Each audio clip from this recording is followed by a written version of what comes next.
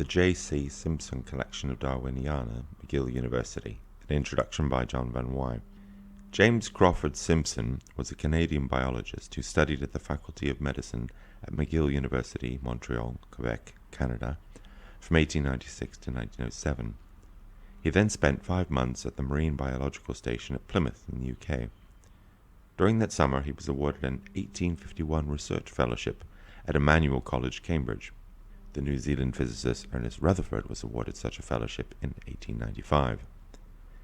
Emmanuel welcomed overseas students and was just down Regent Street from Christ College where, over the next 2 years, Simpson developed a close friendship with the zoologist and Fellow of Christ's Arthur Everett Shipley, from 1910 Master of Christ's.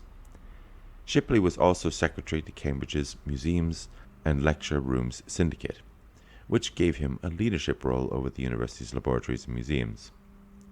Much of that time Simpson lived in lodgings at 39 Clarendon Street, just behind Emmanuel and Parker's Peace, and this address is found on some of the papers in this collection. According to Marie Sanderson's Griffith Taylor, Arctic scientist and pioneer geographer from 1988, Simpson gained a reputation as a rebel against some of the rules in Cambridge, such as wearing gowns out of college, to be out after 10 p.m., and informal rules such as first years must not wear a bowler hat, dark trousers, or shake hands with a man twice in term. As the 1909 centenary of Charles Darwin's birth approached, Shipley and Simpson became the leading players in organizing Cambridge commemoration events, especially the extraordinary exhibition of documents, artifacts, and artworks at Christ College, and various social events. Together they wrote to members of the Darwin family and others who might have items to lend to the exhibition. Shipley and Simpson co-edited the catalogue of the exhibition, Darwin's Centenary, the portraits, prints, and writings of Charles Robert Darwin, exhibited at Christ College, Cambridge, 1909, available on Darwin Online.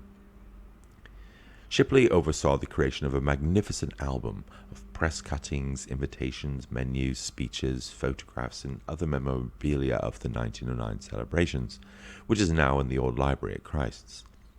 But Shipley gave Simpson a large collection of his own more extensive Darwin centenary correspondence.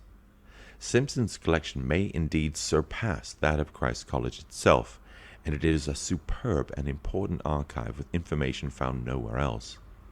The collection contains letters from all of Darwin's sons, William, George, Francis, Leonard, and Horace, as well as the little-known daughter Elizabeth, or Bessie, then living at Traverston, West Road, Cambridge.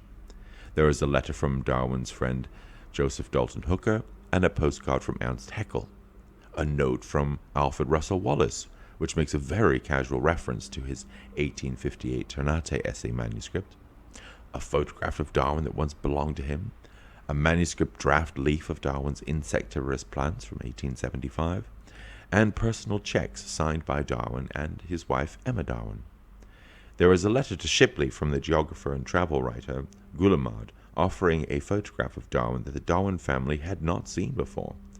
It was displayed in the exhibition and is still in the old library in Christ today. You can see an introduction to that in Darwin Online. In all, the collection here consists of over 180 items across 430 beautiful color images, courtesy of the Oslo Library of the History of Medicine, McGill University, with thanks to Mary Hay Guro and the staff at the Oslo Library for extremely helpful assistance and permission to reproduce their images in Darwin Online.